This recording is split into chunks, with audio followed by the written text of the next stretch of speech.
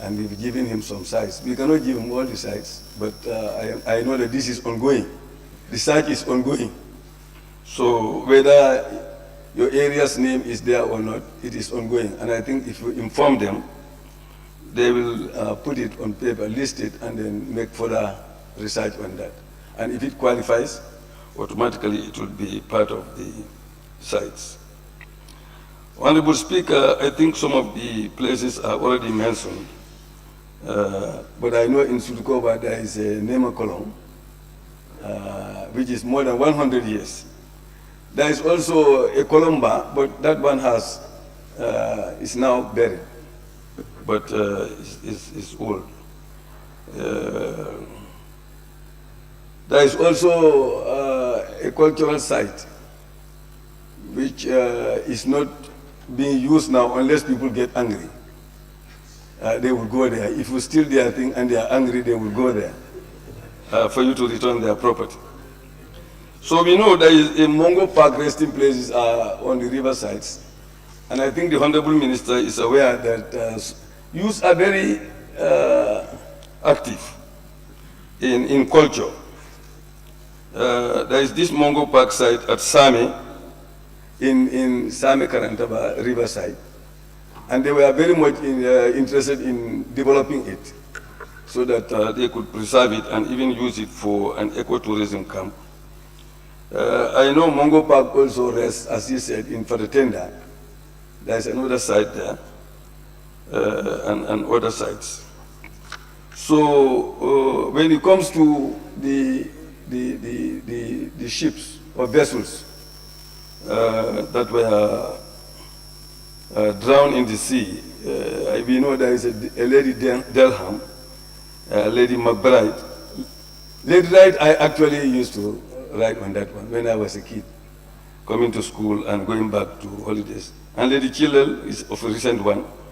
I know that one is not yet 100 years, right?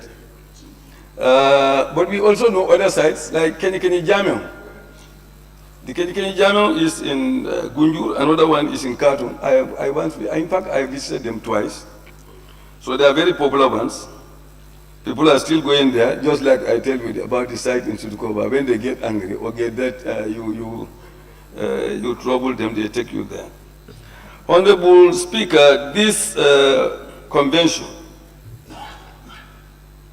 is dealing with one thing which is very important, that is the people who are dealing with our artifacts, stealing them and taking them away, as they say, is being threatened by unauthorized activities.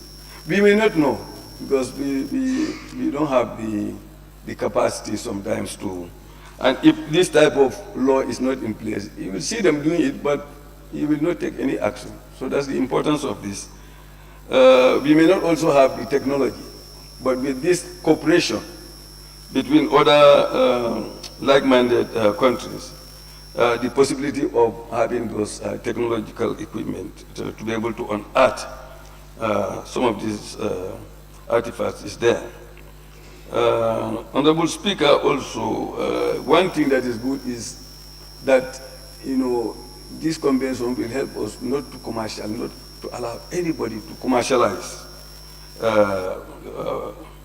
the exploitation of these artifacts. You cannot just come and take it and go and sell it. That will not be accepted. You know that if you go to European museums, there are almost half of their museums are filled up with African artifacts. They used to call us primitive people, but they stole all our artifacts and kept them in their museums. And they are using it for tourism. In fact, we should all fight so that they pay reparation for that, whether it's unlawful. Honorable Speaker, there is something that I want the Honorable Minister to clarify, which is dealing with this. There is a coordinating state. While other countries are linked to this, but there is a coordinating state. So what is that coordinating state? And who is that, which country is that coordinating state? If you can make that clarification. The other clarification I want to make, not clarification, but there is this section 218 of the Constitution, 218, which is telling us, let me see, yes, 218, 215, yes, 218. It says the state cultural objectives. The state and all the people of the Gambia shall strive to protect, preserve, and foster the languages, historic sites, cultural, natural, and artistic heritage of the Gambia. So this is actually enforcing the convention. We already have in our constitution to protect, but then we have to look for the means to actually do that. We have to have the cooperation to do that. Also, one clarification I want the honorable member to make. I could not see I think it's 219, but I cannot remember.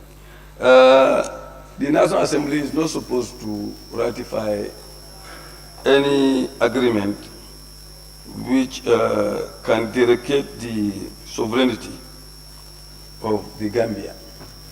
217 or 217. So,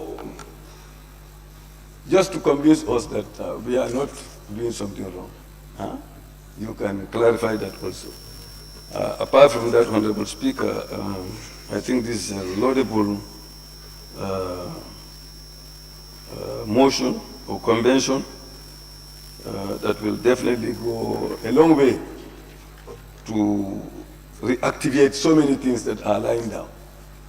And as one member said, it will boost tourism, it will also boost cultural activities, and it will create many initiatives are on the way by individuals to create smaller museums in the provincial areas, and ecotourism comes. So this will definitely aid all of them to revitalize their activities. On that note, I want to just tell the members that there is nothing sinister about it, only to make the country to go more progressive. Thank you very much. Thank you. Thank you very much, Honorable Member for Woolly East. I now invite the Honorable Member for Latrikunda Sabiji. Thank you very much, Honorable Speaker, for giving me the floor, and I thank the Honorable Minister for Tourism. My concern will be, we all know Gambia, especially River Gambia, is the oldest trading route used by Europeans dated back to 1446. And for that being the case, there will be incidents of wars where ships also sink. So my question will be whether your ministry has already trained underground geologists who can be able to dive and see this underground cultural heritage, because that's very important.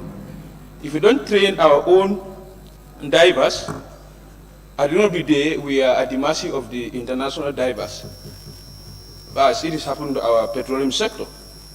We have petroleum engineers who are not trained, and drilling is progressing. We are at the mercy of international consultants to put our house in order. That's number one. Number two, the villages also where these cultural heritages are found, whether they were engaged, because they have to take ownership of it by way of management and other stuff that might be related to these sites. So we need to engage the villages that these cultural sites are found, so that they take ownership of it for future intervention.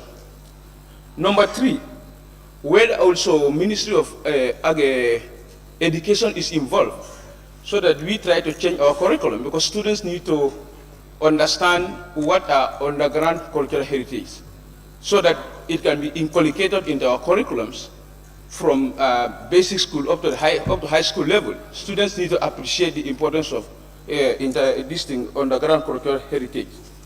So for that being the case, I will stop my intervention here and urge the honorable members to approve this, because in my considered opinion, it is a very important bill. It will only add new product to our dying tourism industry. So I will urge my fellow National Assembly members to kindly approve the bill. Thank you very much. Thank you very much, Honorable Member for Latrikunda Sabegi. I now invite the Honorable Member for Tumanna.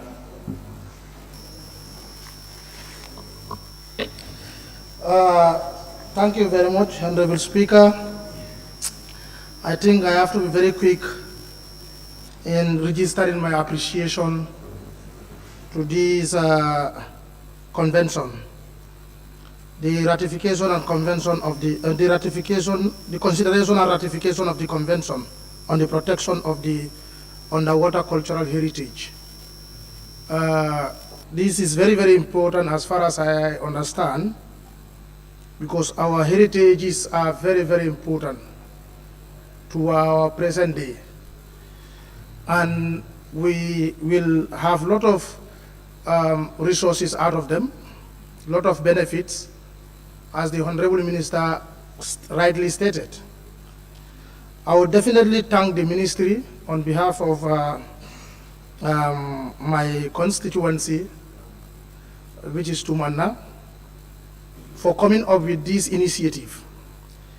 In fact, Senegal is overtaking us in some of these great initiatives, because they are coming up with great initiatives that oversight us, that cover us. So for that being the case, more international concentration are going to Senegal.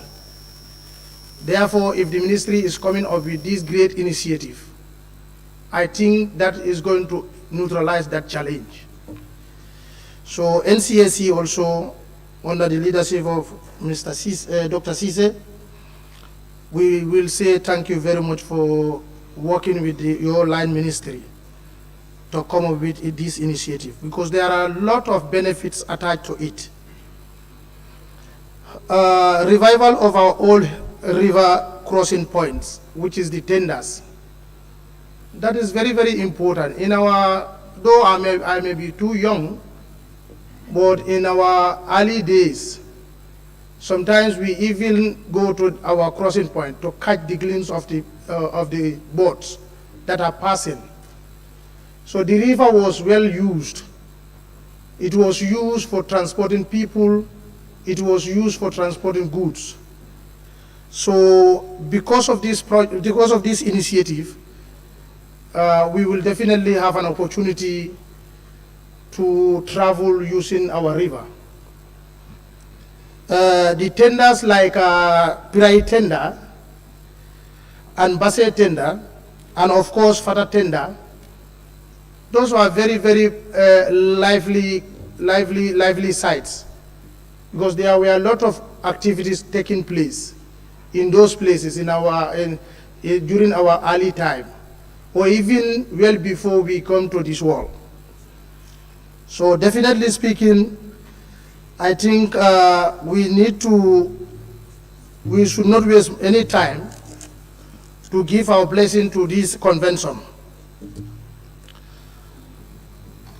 Because also, this will also improve our riverside infrastructures. We are having a lot of interesting structures along our riverside, but now they are getting old. They are dilapidated. So if this initiative is being ratified, I believe those places will be revived, and it is going to be in the best interest of the Gambian population. Therefore, as a member of the Select Committee for Culture under the leadership of Honorable Seguba, I'm going to task all of us to work hand in glove with the ministry to see to it that things are fast-tracked, to make sure Gambians start seeing the benefits of the convention. Research also is very important as far as these things are concerned, because some of my colleagues talk about there must be some sites that will be left out. And definitely, I believe that is true. Both sea heritages, or river heritages, and land heritages. It wasn't too long when the minister and NCAC visited my community, that is Tambasansang, to visit our stone house there. So this was very, very good. And I believe if this one also come up, which is concentrating on the river heritages, I can say we are moving, and we are moving on the right direction. So we will applaud the ministry and the government of the Gambia for coming up with this initiative. And we will be very ready to support them in to support them to make sure things work. This convention also could serve as an attraction for tourists. It can attract tourists because, as I stated earlier, the boat that we used to go at our river point just to look at the boats, it was the Tubab that were on the boats. So they have something interesting. That is why they come all the way in those areas. So therefore, it is important. It is important to us, and definitely speaking, we will support the convention. Employment also. I believe if this convention is going to promote employment, many people will be part of the initiative, and that will provide employment for them. So I think I am also going to join my colleagues to request or to indulge all the support of all the National Assembly members in this regard. Honorable Speaker, I think I beg to take my seat. Thank you. Thank you very much, Honorable Member for Tumanna. And I invite the Honorable Member for Lower Badibu. Thank you very much, Honorable Speaker. Thank you very much, Honorable Minister. Honorable Speaker, I would not say anything that has not been said so far. Nonetheless, I would want to urge this August Assembly to give their blessings to this bill, and I believe that the August Assembly will do exactly what I'm saying. Because by giving our blessing to this convention or to this bill, it will lead to the revival of our almost dead cultural sites across the country. And of course, when these cultural sites has been revived, that will of course in turn lead to the revival of our tourism. As you all know, tourism is one of the key areas in which many families are depending on or used to depend on, which is no more happening. Tourism is almost dead in this country. I could remember when we were young, I attended Mohammedan Primary School. A lot of tourists were, of course, coming into Banjul here, when Atlantic Hotel used to be Atlantic Hotel. But by, of course, giving our blessings to this bill, I believe what we are looking for in this sector will, of course, happen in this country. Another important point that is attached to this has been highlighted by the minister, because the minister has given us key points that are attached to the approval of this bill by Gambian Parliament. He has, of course, highlighted so many areas. Key among them is, of course, it will lead to the creation of jobs for Gambian youth. And as you all know, at the moment, there is mass unemployment in this country. But by giving our blessing to this bill, that mass unemployment, I believe, is going to reduce significantly. Of course, I said before, I may not wish to waste a lot of time on this particular issue because I know it is going to be agreed unanimously. This is going to be the bill which all of us are going to approve it together. 100% I know. The last point, or the points that has been highlighted by the minister for this, are enough for this August Assembly to give their blessings to this treaty or convention. And I will urge, especially the Sarhules and Kiankas, to make sure that no, they give their blessing to this bill 100%. Thank you so much, Honorable Speaker. Thank you very much, Honorable Member for Lower Badibu. I now invite the Honorable Member for Kantora and Majority Leader. Thank you very much, Honorable Speaker, for giving me the floor.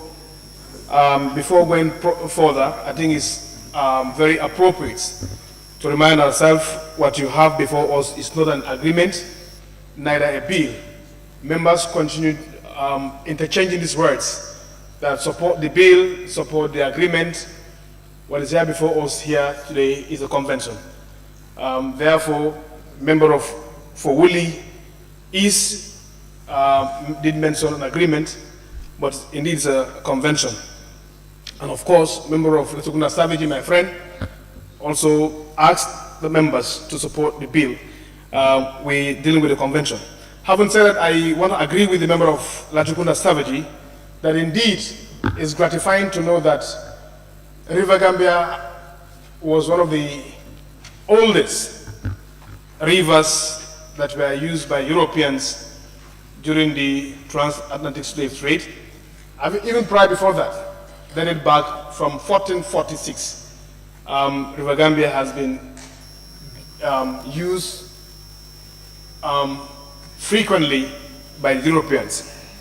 And if honorable member, or honorable minister comes up with these conventions whereby to protect our underlying underwater heritage, protect those artifacts, those archaeologies that might be found, is really gratifying.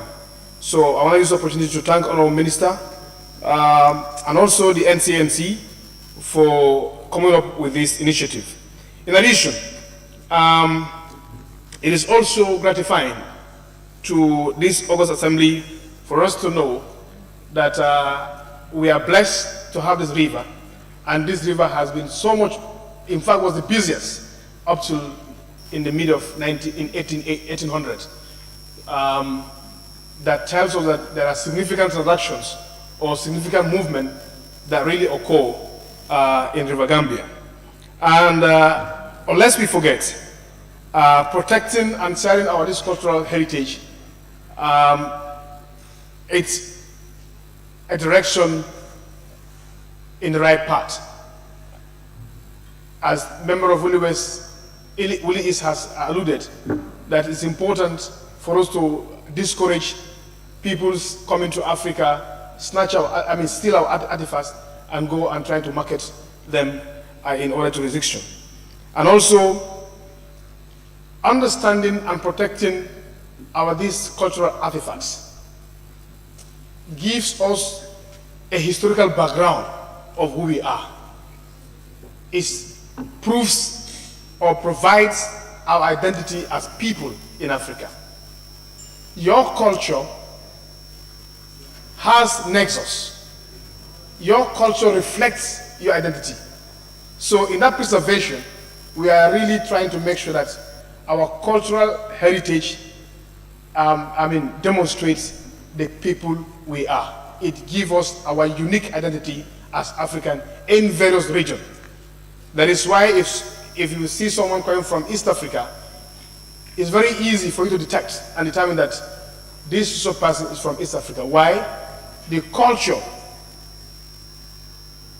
that you see in them, that is inherent in them, identify where they're coming from. So we must attach great importance to culture, as it is our identity. Honorable Speaker, I wouldn't say much on this, but just to go quickly to Article 25, I'm really happy with the issue of dispute resolution. Peaceful settlement of dispute. In this article, any dispute between two or more member states or parties concerned on the interpretation or application of this convention shall be subjected to what? Negotiation in good faith or other peaceful means of settlement on their own choice. So there is nothing like we are going to the courts, we drag ourselves here. It gives us what we call an ADR, alternative dispute resolution mechanism, whereby we can sit as Africans, we can sit as people from the same continent to make sure that we handle our difference. Rather than approaching the courts, it gave us that latitude, it gave us that avenue for us to make sure that we use the mechanism, we use the method in which to trust out our differences. So I am, on behalf of my own side and myself, calling the entire members in this parliament here to really, not to hesitate, but to stamp our blessing in this convention. I thank you so much for indulgence. Thank you very much, Honorable Member for Kantora and Majority Leader. Honorable members, I had thought that that was going to be the last on my list, but I've just received another list who want to participate. I now call upon the Honorable Member for Basse. He's out, thank God.